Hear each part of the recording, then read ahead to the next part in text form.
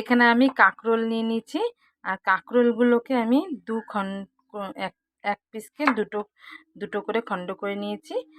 আর এরকম করে বীজগুলোকে দেখো আমি সুন্দর করে বের করে নিয়েছি। এগুলো তোমাদের দেখাতে পারিনি। হুম আমি এখন এর জন্য বলে দিচ্ছি তোমাদেরকে। এবার দেখো আমি এগুলো কি করব, কিভাবে রেসিপিটা রান্না করব, তোমাদের সম্পূর্ণটা আমি দেখাবো। দেখো এই কাঁকরোলের এই রেসিপিটা করার জন্য আমার একটু মশলা করে নিতে হবে। এর মধ্যে আমি কাঁকরোলের যে বীজগুলো আমি রেখে দিয়েছিলাম ওই বীজগুলো আমি দিয়ে দিলাম।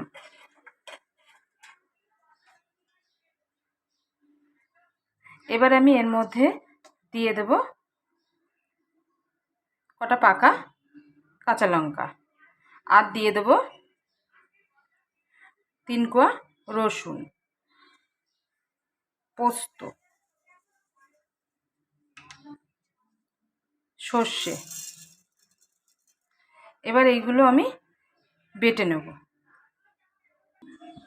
দেখো আমি কড়াই পেতে নিয়েছি। এবার আমি কাঁকরোলগুলোকে ধুয়ে রেখেছিলাম, ওগুলো আমি একটু ভাপিয়ে নেব। আমি কিন্তু বেশি ভাপাবো না, অল্প ভাপিয়ে নেব। এর মধ্যে আমি নুন দিয়ে দেবো, হলুদ দেবো না, আমি শুধু নুন দিয়ে দিলাম।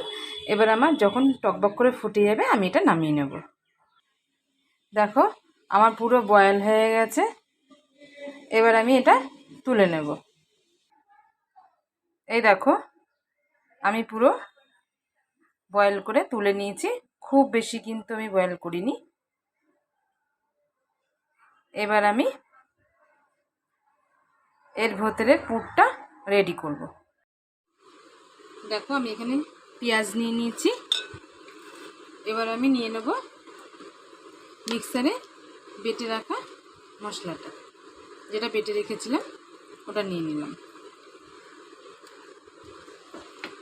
এবার আমি এর মধ্যে নিয়ে নেব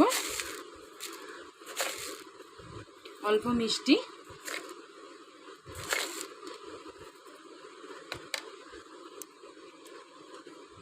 দেখো অল্প নুন,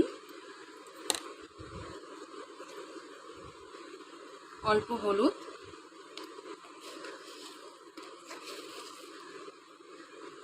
অল্প কালো জিরে,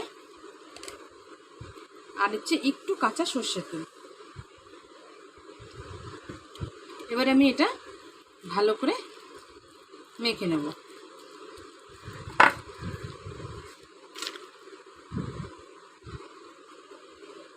এবার দেখো আমি মেখে নিয়েছি।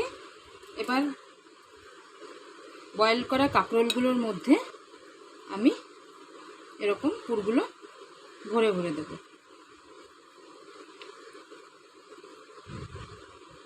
প্রত্যেকটা কাঁকরোলের মধ্যে আমি এরকম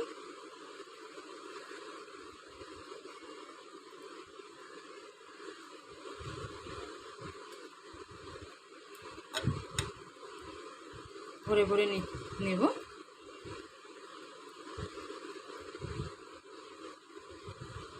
দেখো এরকমভাবে আমি প্রত্যেকটা কাঁকরোলের মধ্যে পুরগুলো দেখো আমি সবকটা কাঁকরোলের মধ্যে আমি পুরগুলো ভরে দিয়েছি। এবার আমি এই পুর ভরা কাঁকরোলগুলোকে আমি ভাজবো। তার জন্য আমি একটু বেসন গুলিয়ে নেব। এবার কিভাবে আমি গুলাবো সেটাও তোমাদের সঙ্গে শেয়ার করব, তোমরা দেখে নিও। দেখো আমি এখানে বেসন নিয়ে নিয়েছি। এবার আমি অল্পই বেসন নিয়েছি, কারণ এই রেসিপিতে বেশি বেসন লাগবে না, চুবিয়ে চুবিয়ে ভাজবো আমি। দেখো নুন নিয়ে নিলাম, অল্প হলুদ নিয়ে নিলাম,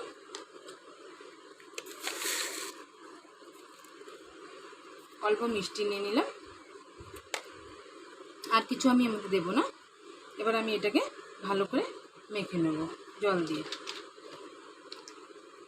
দেখো আমি জল দিয়ে দিচ্ছি।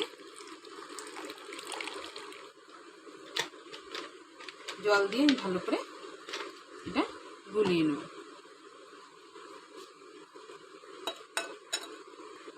দেখো আমার গোলানো হয়ে গেছে। মধ্যে 2-4টে কালো জিরে দিয়ে দিলাম, বেশি দেব না, অল্প একদম 2-4টে কালো জিরে দিয়ে দিলাম। আমার কড়াই গরম হয়ে গেছে, এবারে আমি তেলটা দিয়ে দিলাম। দেখো এবারে আমি পুর ভরা কাঁকরোলগুলোকে গোলার মধ্যে দিয়ে দেবো, দিয়ে আমি বেশ ভালো করে একটু মাখিয়ে নেব। এরকম করে দুটো দুটো করে আমি মাখিয়ে নেব।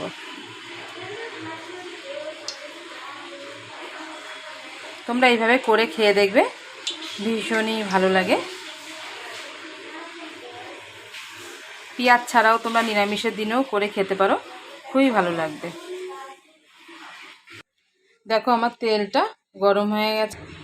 দেখো আমি এবার এই যে গুলানো ইসের মধ্যে আমি এবার গুলিয়ে মানে করে রেখেছিলাম, মাখিয়ে রেখেছিলাম বেসনে, এবার আমি দুটো দুটো করে ভেজে নেব। দেখো এইভাবে আমি হালকা হালকা করে ভেজে আমি এবার তুলে রাখবো। আমি যখন খেতে বসবো আমার পরিবারকে নিয়ে, তখন আমি এটা ভালো করে আরটু ভেজে নেব। এখন আমি এরকম মানে ডিপ ফ্রাই করলাম না, এরকমভাবে আমি প্রত্যেকটা ভেজে তুলে তোমাদের দেখাচ্ছি। দেখো আমার পুর ভরা কাঁকরোল একদম রেডি ভাজা। আর একটু তোমার কড়া করে ভাজতে হবে ডিপ করে, সেটা আমি পরে খাওয়ার সময় ভেজে নেব। এখন আমি পুরো কড়া ডিপ করে ভাজলাম না। তোমরা যদি এরমভাবে আমার ভিডিও দেখতে চাও অবশ্যই আমার পেজকে ফলো করে দিও। আর তোমরা যদি এইভাবে এই রেসিপি ভালো লাগে তোমরা নিরামিষের দিনও করতে পারো। আমি যে পেঁয়াজ দিয়েছি, তোমরা পেঁয়াজের বদলে নারকেল দিয়ে তোমরা করতে পারো, দেখবে খেতে খুব দারুণ লাগে, খুব ভালো লাগে। আমাকে কমেন্ট করে জানিও যে আমার রেসিপিটা কেমন লাগলো।